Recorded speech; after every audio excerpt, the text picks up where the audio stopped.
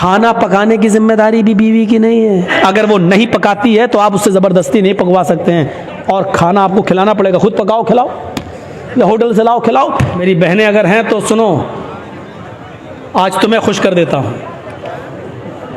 اگر تمہارا پتی تمہیں پورا خرچہ نہیں دیتا ہے تو تم اپنے پتی کی جیب سے اتنا پیسہ اس کو بتائے بغیر لے سکتی ہو جتنی تمہیں ضرورت ہے. معاف کیجئے گا, 150 روپے ساڑی کی ضرورت ہے تو 3000 مت لینا. میں یہ باتیں بہت کم بتاتا ہوں, اس لیے کہ ایک جلسے میں ہم اپنی بیوی کو لے کر گئے تھے اور وہاں ہم نے یہ بتا دیا, دوسرے دن میری جیب سے 5000 غائب ہو گئے. تو اس لیے تھوڑا ڈر لگتا ہے, عورتیں ناجائز فائدہ اٹھانے لگتی ہیں. پھر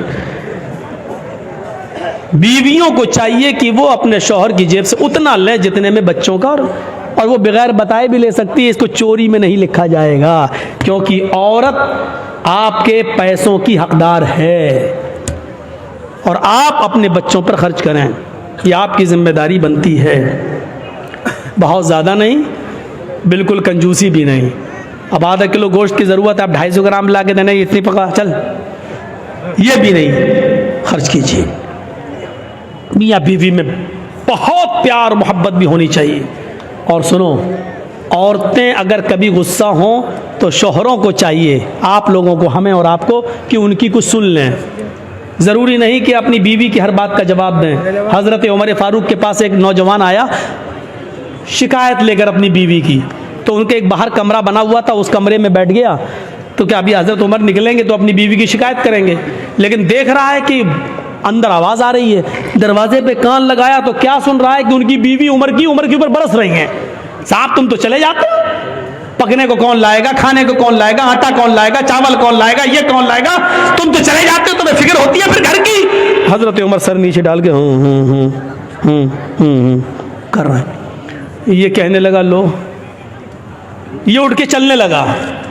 حضرت عمر تھوڑی دیر کے بعد گھر سے نکلے, کمرے میں آئے, کہیں یہاں تو ایک آدمی بیٹھا, دیکھا وہ جا رہا ہے, اس کو آواز دی, اے ہلو سنو, اس نے پیچھے مڑ کے دیکھا, ادھر جی تم تو میرے پاس آئے تھے نا, جی ہاں بولو کس کام سے آئے تھے. نہیں امیر المومنین اب وہ کوئی کام نہیں ہے میرا, میں جا رہا. ارے نہیں تم اتنی دور سے آئے, کام بتاؤ, کیا کام تھا بتاؤ تو صحیح. کہا وہ میرا کیا کام تھا وہ تھا, لیکن وہ آپ کے بس کا نہیں ہے.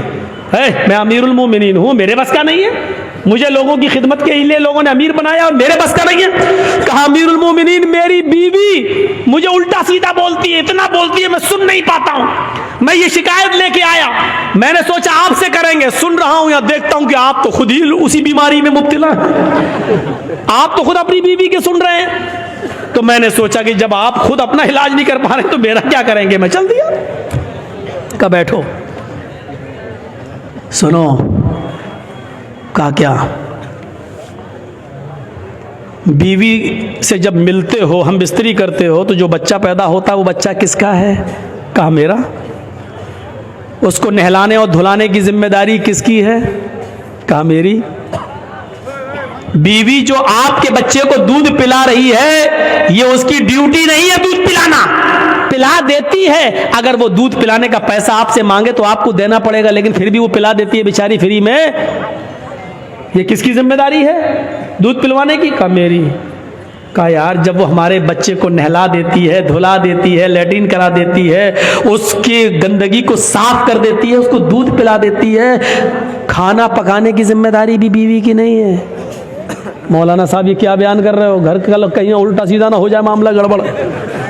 یقین مانیے جب آپ کا نکاح ہوتا ہے تو آپ سے کہا جاتا ہے کہ آپ کا نکاح فلاں فلاں کی بیٹی کے ساتھ اتنے روپے مہر کے عوض علاوہ نان نفقہ آپ کے ساتھ آپ کے نکاح میں دیا جا رہا ہے کہ آپ نے قبول کیا. تب آپ کہتے ہیں میں نے قبول کیا. اس میں آپ کو کیا کہا جاتا ہے, اتنا مہر ہے علاوہ نان نفقہ, یعنی نان مانی روٹی, نفقہ مانی خرچہ, یعنی روٹی اور کپڑا خرچہ یہ سب الگ.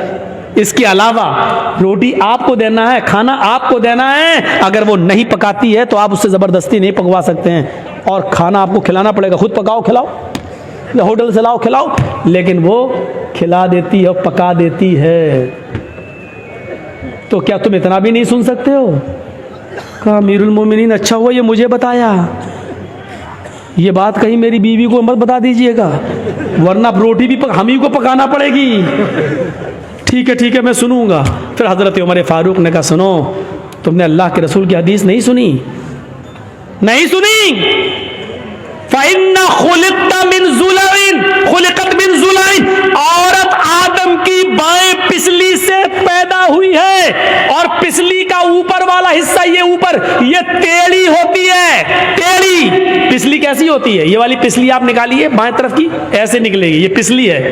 اللہ کے نبی کہتے ہیں کہ یہ آدم کی پسلی سے پیدا ہے بائیں، اور پسلی ٹیڑھی ہوتی ہے۔ فَإِنْ ذَهَبْتَ تُقِيمُهُ كَسَرْتَهُ، اگر تم نے اس پسلی کو سیدھا کرنے کی کوشش کی تو پسلی سیدھی نہیں ہوگی، ایسے کرو گے یہاں تک ہو جائے گی، بس یہ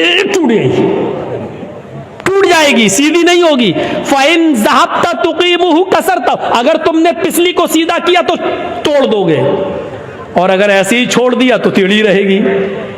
اب بتاؤ ٹیڑھی رکھنا برداشت ہے یا توڑنا برداشت ہے؟ نہیں، ٹیڑھی رکھنا سیدھا ہے، صحیح ہے۔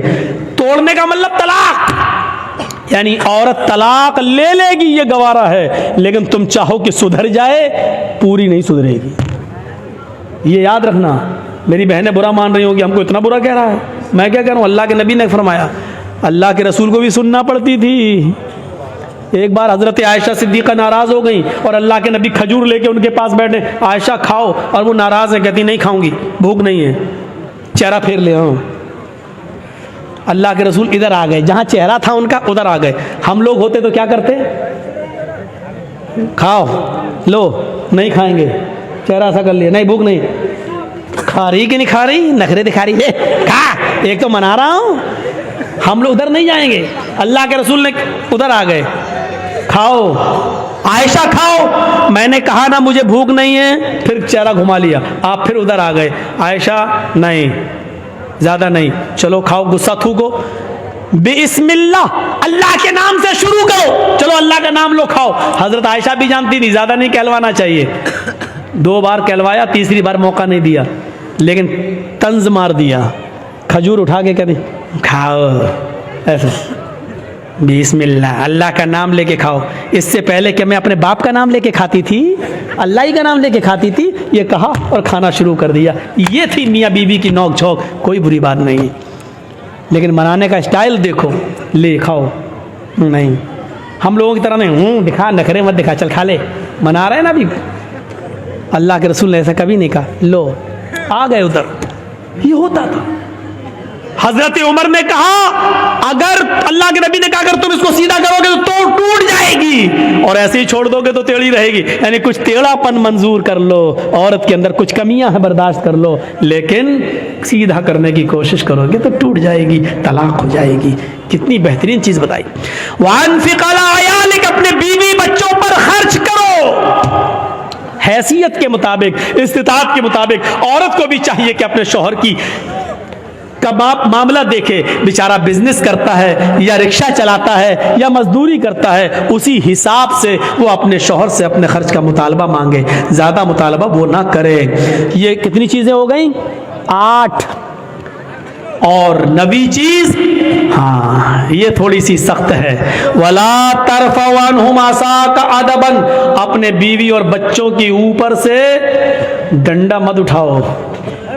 ادب سکھانے کے لیے لاٹھی ڈنڈا رکھے رہو، یعنی کبھی کبھی مارنے کی ضرورت پڑ سکتی ہے، ہلکی پھلکی مار سکتے ہو، ہلکی پھلکی مار، وہ بھی کب؟ بتا دیا کہ جب وہ تمہارے بستر پر کسی ایسے آدمی کو آنے دیں جس کا آنا تمہیں پسند نہیں ہے، یعنی بستر تمہارا اور غیر مرد کو وہ اپنے بستر پہ بلائیں، تب تم اپنی بیوی کو مار سکتے ہو، لیکن ہلکی مار، اتنی نہیں کہ جب پنچایت بیٹھے تو پیٹ کھول کے دکھائے دیکھو کتنے داغ پڑ گئے، اتنا مارا پیٹ سوج گئی، اتنی مار نہیں، वो भी एक बात पर बस, कब? जब वो तुम्हारे बिस्तर पर किसी गैर मर्द को बुलाएं। मेरा मतलब आप समझ रहे होंगे, यानी आपको छोड़कर किसी गैर मर्द से ताल्लुक कायम कर लें, तब आप अपनी बीवी को मार सकते। उस वक्त भी तलाक मत दीजिए, उस वक्त भी समझाइए, मार मारिए हल्की ताकि वो सुधर जाए, बिस्तर अलग कर दीजिए, कमरा अलग कर दीजिए, लेकिन घर में ही रखिए आप उसको। हो सकता है अल्लाह ताला फिर मोहब्बत पैदा कर दे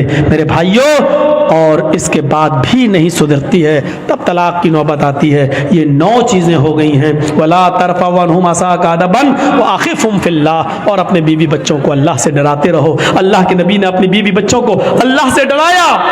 या फातिमा बिन्त मुहम्मद अनक़ज़ी नफ्सकी मिनन नार, मेरी बेटी फातिमा दुनिया में अमल कर, ये मत समझना कि तेरा बाप नबी है तुझे अल्लाह के अजाब से बचा लेगा। नहीं, दुनिया में अमल कर, तेरा बाप कयामत के दिन कोई काम नहीं आएगा। सलीनी मिन माली मा शित इन्नी ला उगनी अन्की मिनल्लाहि शैया, मेरी बेटी दुनिया में जो चाहे मुझसे मांग ले, जो लेना चाहे मुझसे ले ले, मैं देने के लिए तैयार हूं, लेकिन कयामत के दिन मैं तुझे अल्लाह के अजाब से नहीं बचा सकता। तुझे अमल करना होगा। अल्लाह से डराया।